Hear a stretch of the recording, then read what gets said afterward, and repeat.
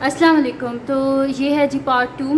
IQ test जो है mathematics से रिलेटेड क्वेश्चन जो हैं इसमें होंगे सारे। इसके ये जो टेस्ट है ये खाली आपके लिए मतलब कि कोई स्पेसिफिक नहीं है कि ये इस क्लास के लिए, ये सबके लिए है ताकि आप लोग देख सकें कि आप लोग अपने बेसिक जो है वो तो नहीं भूल चुके हैं या फिर जो है कॉन्सेप्ट्स आपके कितने क्लियर हैं, इससे आपको ये पता चलेगा इन वीडियो से। तो स्टार्ट करते हैं। और इसको स्टार्ट करने से पहले अगर अभी तक आपने मेरा चैनल सब्सक्राइब नहीं किया तो उसको सब्सक्राइब कर दीजिए और बेल आइकन को लाजमी प्रेस कर दीजिएगा ताकि आपको न्यू आने वाली वीडियोस के बारे में पता चल सके। तो क्वेश्चन नंबर 1 हमारे पास है कि 15.12 डिवाइडेड बाय 2.4। अब आप तो कह रहे होंगे इतना ये मतलब कि ईजी सा क्वेश्चन है। अच्छा, जो हमारे पास आते हैं ना, जैसे कि NTS का आप टेस्ट देने के लिए जाते हैं या कैंगरू टेस्ट या कोई भी टेस्ट देने के लिए जाते हैं तो वहाँ पे एक बात होती है कि आपको कैलकुलेटर अलाउड नहीं होता। आपको कैलकुलेटर के बगैर ये क्वेश्चंस करने होते हैं और हर क्वेश्चन के लिए आपको मैक्सिमम 1 मिनट आपके पास होता है, ठीक है। तो उसमें आपको करना पड़ता है। तो इन क्वेश्चंस को करने का मैं आपको एक ईजी तरीका बताती हूँ कि अगर आपके पास ऐसे आ जाए तो आपने उसको इजीली किस तरह करना है कि इसका पॉइंट यहाँ से रिमूव कर दें, ठीक है। पॉइंट रिमूव करेंगे बहुत इजीली हो जाएगा। जैसे कि मैं इधर साइड पे आपको इसकी वर्किंग बता देती हूँ। जैसे कि मेरे पास है ना 15.12 डिवाइडेड बाय 2.4। तो मैं इसे क्या कर लूँगी, पॉइंट हटा, नीचे 1 आगे 2 डिजिट्स 2 0, पॉइंट हटा 1 आगे 1 डिजिट है 1 0, यानी कि 1512 डिवाइडेड बाय 100। और डिवाइड को मल्टीप्लाई में हम चेंज कर सकते हैं, लेकिन क्या हो जाता है, रेसिप्रोकल हो जाता है, यानी कि 10 ऊपर आ जाएगा न्यूमरेटर में और 24 चला जाएगा डिनोमिनेटर में। अब जो कटिंग हो रही है वो कटिंग कर दें तो 0 और 0 कैंसिल आउट हो गया, तो मेरे पास आ जाएगा 1512 डिवाइडेड बाय 240। अब इसको हम क्या कर लेते हैं, डिवाइड कर लेते हैं। तो यहाँ पे मैं लिख देती हूँ कि 1512 और 240, ठीक है। तो अब इसमें आपने देखना है कि आपने इसे मल्टीप्लाई किससे करना है। तो हम इसे क्या करेंगे कि क्योंकि मैं इसे 5 से मल्टीप्लाई करती हूँ तो 5 4 ज़ा 20, 0 2 कैरी 5 2 ज़ा 10 प्लस 2 12, वो कम बन रहा है, ठीक है। तो मैं इसे क्या करती हूँ 6 से मल्टीप्लाई कर लेती हूँ, क्योंकि रफली भी तो आप लोग डायरेक्ट भी तो मल्टीप्लाई करके देख सकते हैं ना। तो 240 को जब हम 6 से कर रहे हैं तो 6 0 ज़ा 0, 6 4 ज़ा 24, 6 2 ज़ा क्या हो जाएगा मेरे पास यहाँ पे 12 प्लस 2 14, यानी कि 1440। तो मैं यहाँ पे 6 सा लिख दूँगी 1440। 2 में से 0 गए 2, 11 में से 4 गए 7, फिर मेरे पास क्या हो जाएगा 4 में से 4 गए तो 0, यहाँ पे पॉइंट कर लिखेंगे 740, ठीक है। अब 740 हम देखेंगे कि हमारे पास आता है 240 के टेबल में, तो इसको मल्टीप्लाई करके देख लेते हैं। 2 से अगर करेंगे तो यहाँ पे क्या हो जाएगा 480, जो कि ये नहीं है। 3 से करेंगे तो 0, 3 4 ज़ा 12, 2 1 कैरी 3 ज़ा आता है। मैं आपको यहाँ पे करके भी दिखा देती हूँ। 3 0 ज़ा 0, 3 4 ज़ा 12, 2 1 कैरी 3 2 ज़ा 6 1 7 720, यानी कि 3 ज़ा क्या आ गया 720। ये आपको बताने के लिए मैंने इनको स्लो स्टेप्स में किया है, लेकिन आपने जब भी कोई पॉइंट वाला इस तरह क्वेश्चन आए तो आप लोगों को डेसिमल की वजह से ज़रा कंफ्यूज नहीं करना। डेसिमल को बीच में से ख़त्म ही कर दें और जो है ना इजीली बस इसको सॉल्व कर लें। तो अब हमारे पास क्या आ गया, इसका आंसर 6.3 आ गया हमारे पास इसका आंसर। तो मैं यहाँ पे लिख देती हूँ कि इसका बी पार्ट है हमारे पास 6.3। और जिन्होंने जैसे ही क्वेश्चन आया था और उन्हें उसी वक्त मतलब कि वर्किंग करके उसका सोल्यूशन बता दिया, तो माशाल्लाह से आप लोगों के कॉन्सेप्ट्स अच्छे हैं। तो अब चलते हैं हम नेक्स्ट क्वेश्चन की तरफ। क्वेश्चन नंबर 2 हमारे पास है कि Tony had a rope 8.35 meters long. He cuts off 2.6 meters. How long was the piece of rope that was left? अब यहाँ पे क्या कह रही हैं कि एक बंदा है जिसके पास रोप कितनी है 8.35 मीटर्स लॉन्ग है। अगर उसने बीच में से 2.6 मीटर को कट ऑफ कर दिया है तो अब कितना पीस उसके पास बाकी रह गया है, ठीक है।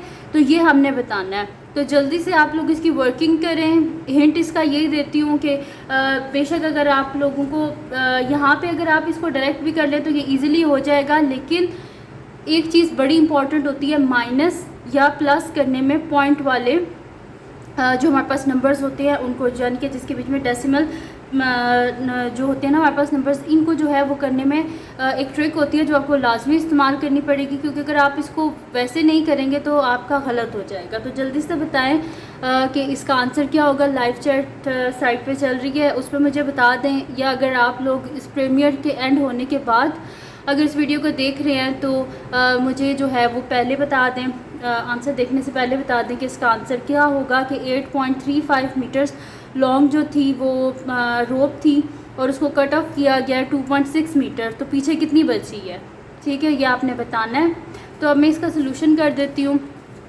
तो यहाँ पे मेरे पास क्या है 8.35, ठीक है, और क्या कह रही है कट ऑफ, यानी कि उसको कट किया गया बीच में से, कट यानी कि माइनस, तो माइनस।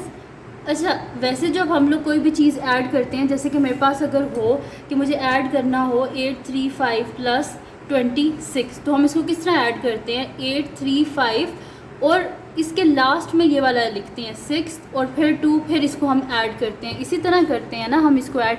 लेकिन डेसिमल में ऐसे नहीं होता, या माइनस भी अगर हमने करना हो तो हम इसी तरह माइनस भी करते हैं, लेकिन डेसिमल में ऐसे नहीं होता। जहाँ पे पॉइंट आ जाए वहाँ पे आपको क्या करना पड़ता है, पॉइंट को पॉइंट के नीचे रखना पड़ता है, यानी कि आप लिखेंगे 2 और पॉइंट को लिखेंगे पॉइंट के नीचे और फिर लिखेंगे आप 6। ये पॉइंट जब भी हो तो ऐड भी इसी तरह करते हैं और सब्ट्रैक्ट भी इसी तरह करते हैं, क्योंकि जब भी कोई ऐसा टेस्ट होगा आपके पास वहाँ पे कैलकुलेटर नहीं होगा, आपको ख़ुद से करना होगा। तो क्योंकि हम लोग यूजुअली जब बड़ी क्लासेस में जाते हैं तो हमारा यही होता है कि हम कैलकुलेटर को यूज़ कर करके उसकी हमें इतनी आदत हो चुकी होती है कि छोटे छोटे जो क्वेश्चंस होते हैं उनको भी हम कैलकुलेटर की हेल्प से करते हैं। लेकिन जो टेस्ट होते हैं ना, ये NTS गैट का हो गया या PPSC का जो भी टेस्ट हो गया, कैंगरू टेस्ट हो गया, इन सब में कैलकुलेटर बिल्कुल अलाउड नहीं होता।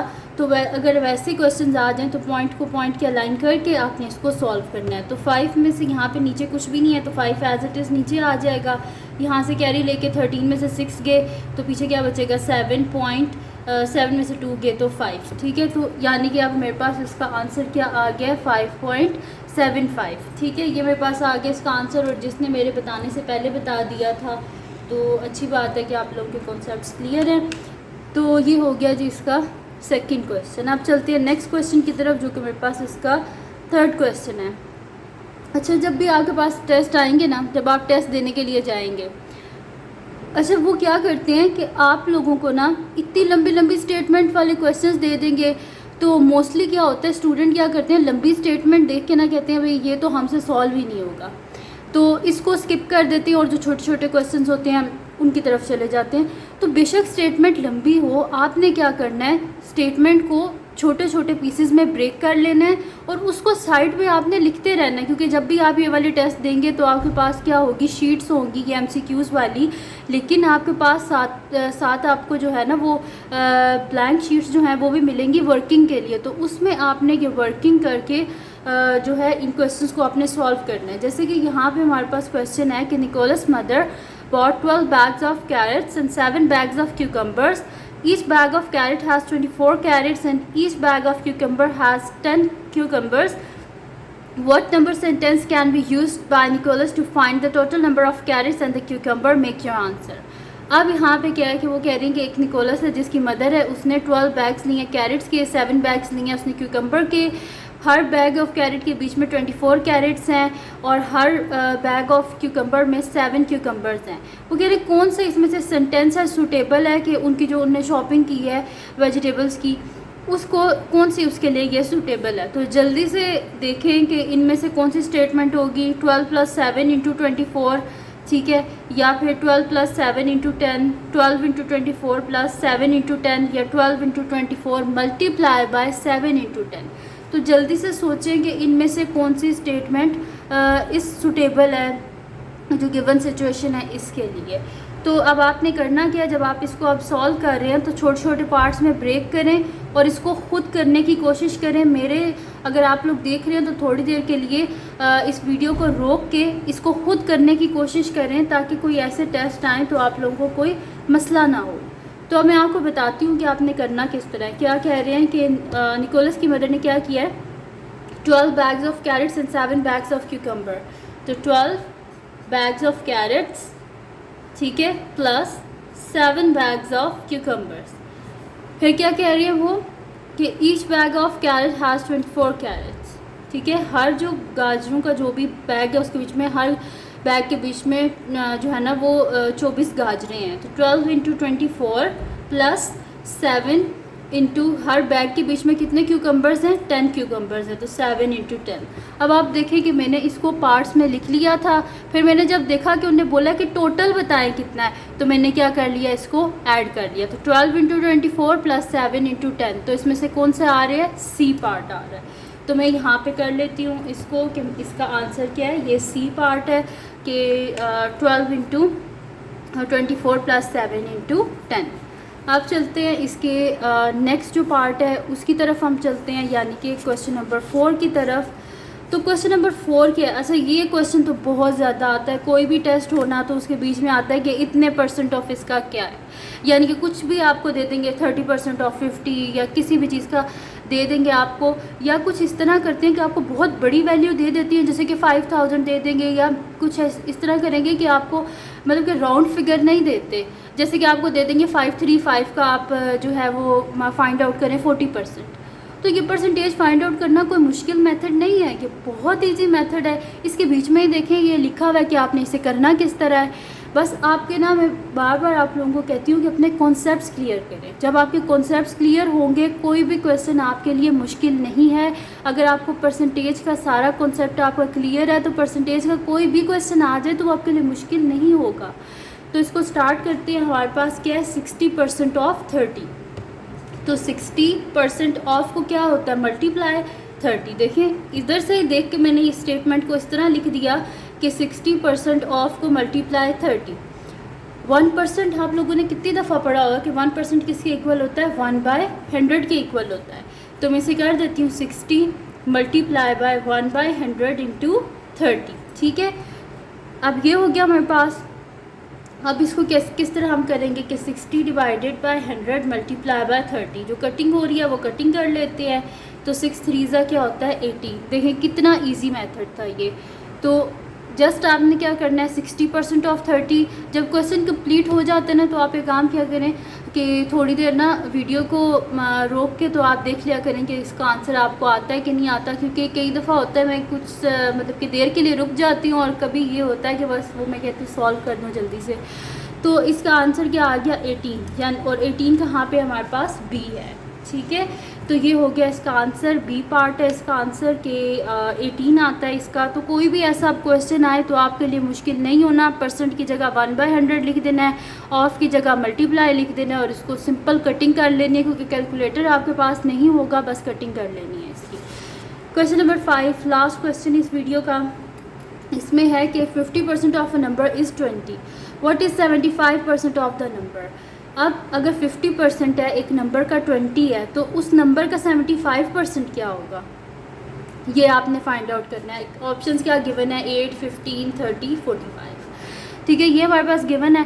अब इसको फाइंड आउट करें कि ये क्या होगा नंबर। अब इसका मैं एकदम से आपको सोल्यूशन नहीं बताती, इस पर ज़रा खुद आप अपना दिमाग जो है वो इस्तेमाल करें और देखें कि इसका आंसर क्या होगा। 50% ऑफ नंबर क्या है, हमारे पास 20 है, और वो कह रहे हैं कि अगर 50% एक नंबर का 20 है तो उसका 75% जो है वो हमारे पास क्या होगा, वो आप बताएं। तो इसको आप सोचें कि पहले तो आप लोग इस चीज़ को सोचें ना कि 50% कैसे, मतलब कि सबसे पहले तो फाइंड आउट करें। इस 50% से ही आप लोग फाइंड आउट कर सकते हैं कि अगर किसी चीज़ का 50% 20 है तो ओरिजिनल नंबर क्या होगा। जब ओरिजिनल नंबर आपके पास आ जाएगा तो उसका 75% फाइंड आउट करना कोई मुश्किल काम नहीं है। तो उसको जल्दी से करें और मुझे बताएं कि इसका आंसर क्या होगा, कि 50% अगर 20 है। तो अब मैं स्टार्ट करती हूँ।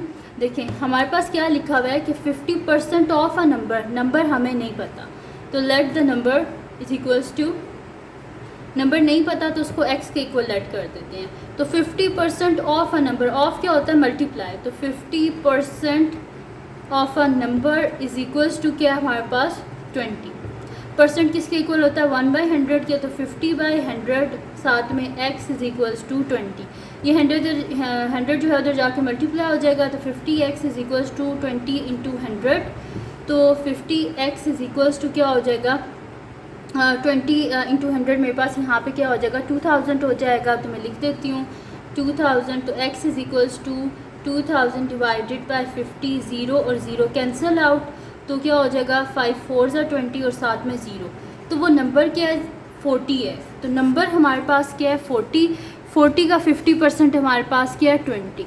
ये सारा प्रोसीजर करने का यहाँ पे तो मुझे डायरेक्ट भी पता था कि 50% अगर 20 है तो 20 + 20 क्या हो जाएगा 40 हो जाएगा। लेकिन ये सारा प्रोसीजर करने का ये मकसद है कि आपके पेपर में ज़रूरी तो नहीं है कि वो नंबर 20 ही दे। अगर वो नंबर कुछ और दे देते हैं तो फिर आप क्या करेंगे इसमें, और ज़रूरी तो नहीं है कि वो यही लिखेंगे 50%, हो सकता है वो लिख दें कि 45% ऑफ अ नंबर इज़ 20। फिर वो कैसे आप फाइंड आउट करेंगे? तो अब आपके पास कुछ भी आ जाए, बेशक आ जाए 85% अगर ये है तो आप फाइंड आउट करें, तो फिर आपने ये वाला प्रोसीजर फॉलो करना है और इजीली आपके पास जब फुल नंबर आ जाएगा तो उसका 75% फाइंड आउट करना आपके लिए बिल्कुल मुश्किल नहीं है। तो अब लिख लेते हैं हम 75% ऑफ 40 फाइंड आउट कर लेते हैं। तो मैं यहाँ पे लिख देती हूँ कि 75% ऑफ 40, तो 75 डिवाइडेड बाय 100 मल्टीप्लाई बाय 40, 0 और 0 कैंसिल आउट हो गए हमारे पास यहाँ पे, ठीक है। अब मल्टीप्लाई कर लेते हैं, तो 4 5 ज़ा 20, 0 2 कैरी, 7 4 ज़ा 28, 29 30 डिवाइडेड बाय 10, 0 और 0 कैंसिल आउट, पीछे क्या बचा मेरे पास 30, यानी कि 40 का 75% क्या हमारे पास 30 है। समझ आ गई आपको इस क्वेश्चन की? इजी से क्वेश्चंस हैं, कोई मुश्किल नहीं है, इतनी कोई रॉकेट साइंस नहीं है। मैंने आपको पहले भी बोला है कि छोटे छोटे चंक्स में क्वेश्चन को डिवाइड कर लिया करें और फिर उसको सॉल्व करने की कोशिश किया करें। कोई मुश्किल क्वेश्चंस नहीं होते। जो भी आपको, एक बात मैं आपको बता दूँ, NTS के पेपर में, गैट के पेपर में, या कोई भी आपका IQ टेस्ट का कोई भी आपके पास आता है पेपर, तो उसमें कोई ऐसा क्वेश्चन नहीं होता कि जो आपके मतलब कि आपने वो पढ़ा ना हो। कॉन्सेप्ट वही होता है, जस्ट वो क्या करते हैं थोड़ा सा उसको ना घुमा फिरा के दे देते हैं। तो बस आपने कॉन्सेप्ट्स अपने क्लियर करने हैं, तो इंशाल्लाह ये आपके लिए मुश्किल नहीं है। तो इसका आंसर मेरे पास क्या आ गया 30, यानी कि इसका आंसर है सी पार्ट। तो यहाँ पे हो गया हमारे पास, इसके 5 क्वेश्चंस आज की कंप्लीट हो गए। तो ये थी जी आज की वीडियो। अगर आपको पसंद आई हो तो उसको लाइक कीजिएगा, मेरे चैनल को सब्सक्राइब कीजिएगा और बेल आइकन को लास्ट भी प्रेस कर दीजिएगा ताकि आपको न्यू आने वाली वीडियोस के बारे में पता चल सके। और जो मेरे सेकंड चैनल है जिसके बीच मेरी कुकिंग की, क्राफ्ट्स की, रिडल्स की, ट्रैवलिंग की वीडियोस हैं, उसका लिंक डिस्क्रिप्शन में है, उसको भी सब्सक्राइब कर दीजिएगा। और जो मेरी बहन का चैनल है उसका लिंक भी डिस्क्रिप्शन में है, उसको भी सब्सक्राइब कर दीजिएगा। और अपनी दुआओं में लाजमी याद रखिएगा। अल्लाह हाफ़िज़।